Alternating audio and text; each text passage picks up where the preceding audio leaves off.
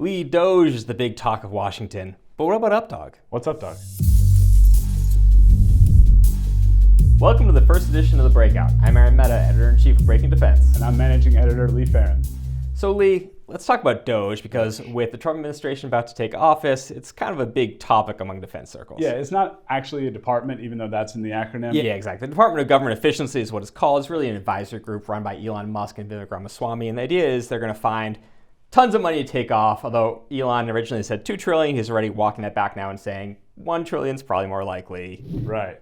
And they're talking about across the federal government, but if you're looking for a big pot of money to target, the Defense Department has a big pot of money. And you heard Secretary of the Air Force Frank Kendall say on Monday that, they're going to find out this can be harder to do than to say. Yeah, and we've heard some concerns. Part of what Frank Kendall said is Congress is going to have a say, as they always do with the budget, and people like to defend stuff that's important to their districts. Right. We heard some trepidation from Congress actually last month. We were out at the Reagan Defense Forum, and there was a little bit of a back and forth on this. Right. You were moderating a panel that had Senator Angus King was on it, and let's hear what he had to say about it. I think a program looking for efficiency is good. I think we should be doing that periodically on a regular basis. My only concern is when you use the term efficiency to talk about programs that may have a policy. In other words, efficiency is one thing, policy is something else. I think there's a danger that they're implicitly or maybe explicitly going to be making policy decisions. We don't need to be doing this anymore. I think that's a decision for Congress to make. So I think what you heard there is this idea of, hey,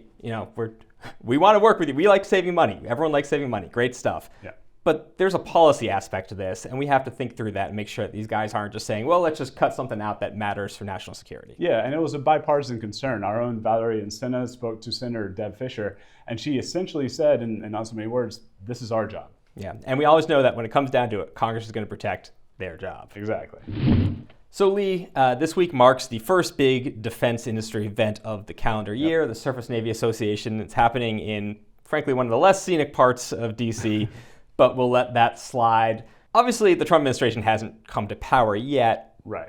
But it's going to be hard not to have a discussion about what they might be looking for in terms of shipbuilding. Of course. I mean, you have a new Secretary of the Navy coming in, assuming he gets confirmed and everything. The Trump administration has been, during their first term, where you covered that a bit at the time, they get kind of granular when it comes to some things. Yeah, it's really interesting. We've never seen a president in modern times like Donald Trump who wants to be more involved in down to the acquisition level. So we saw, obviously, maybe the most famous version is the Air Force One paint job. Right. But on the Navy, he talked a lot about famously saying the catapult system on the carrier should go back to, quote, goddamn steam. We saw some mingling with the F-35 when he was president. So there's a thought that he's going to be more involved in kind of the defense acquisition side. And in Trump 1, there was a big push to really increase the number of ships the Navy has access to. And that's something that we think probably will come back up. Yeah, I mean, the Navy's been trying to hit their goal of, I think it's 355 surface ships for years, and Congress has mandated that they have to.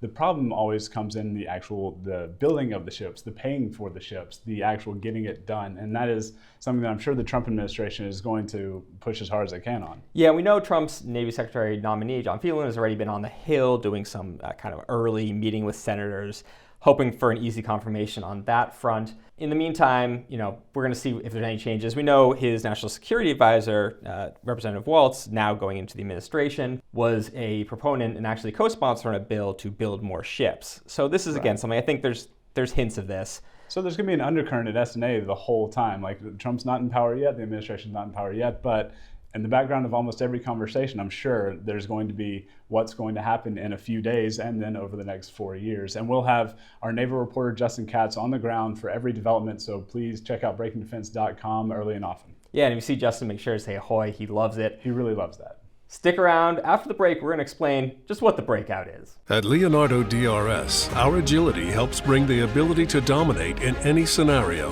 on any platform, helping our warfighters accomplish the mission and get home safely. Leonardo DRS, our agility, your advantage. All right, so this is the first edition of the breakout, but you might be watching this going, what's the breakout? And I ask myself that all the time, and I'm on the show. It's true. So here's the deal. We're going to be doing these more or less weekly. There's a couple of weeks when there's big shows going on, which we'll have a skip week. But for the most part, through the end of this year and going forward, we're planning on doing this on a regular basis. And the goal is to inform you, the loyal readers of Breaking Defense, about some key things you need to know. But honestly, we're going to try our best not to be boring. And it won't just be us all the time, even though I know that we are the most entertaining pair. And handsome. And handsome.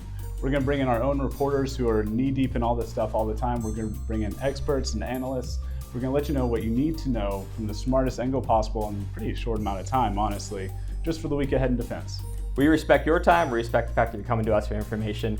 We want to make sure that you get what you need to go. You can go on with your day. We got a podcast version of this going up. We have a newsletter. And most importantly, we ask you make sure you like and subscribe these videos, that you get them updated as they come out. That really helps us. It'll help you. It's a win-win for everyone. We're going to see you next week. Thanks for watching. Thank you.